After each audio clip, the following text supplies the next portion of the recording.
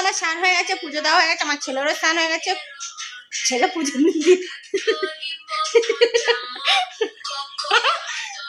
বলতে চাইছে না আমার ছেলে পুজো দেয়, কিন্তু আমার ছেলে পুজো দেয় না।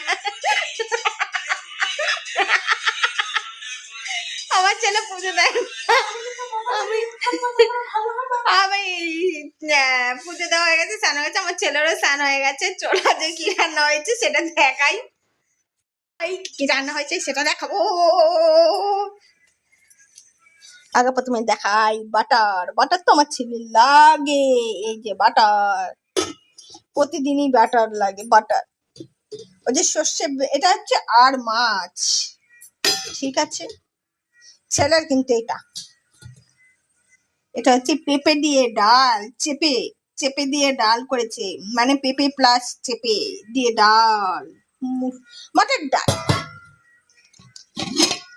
আর সঙ্গে ভাত। এই ভাত দেখে মনে করে না যে আমরা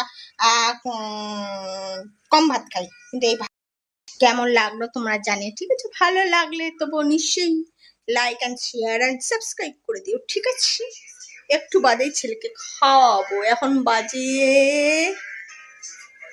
দেখো 1:40, 1:45 সময় বসবো। সব রেডি করে রাখি, কেন বসে খাওয়াতে লাগে। আমার ছানাপোনা তো একা হাত দিয়ে তো খায় না, ছানাপোনাকে খাইয়ে দিতে লাগে। ওর জন্য তুমি চাউমিন এনে দাও, বার্গার এনে দাও, পিৎজা এনে দাও, তারপর পকোড়া এনে দাও, ভেজিটেবল চপ এনে দাও, এসব এনে দাও। চলো ছানার জন্য ভাত বাড়ি। একটা না স্ট্যান্ড কিনতে হবে, স্ট্যান্ড না কিনলে হবে না আমার। আমি স্ট্যান্ড ছাড়াই কিন্তু করি, বুঝেছো।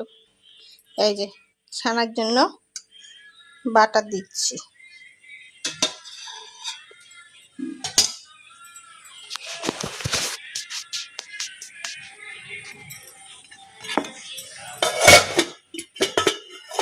বাটার দিলাম, দাঁড়াও বাটারটা ফ্রিজে ঢুকাবো।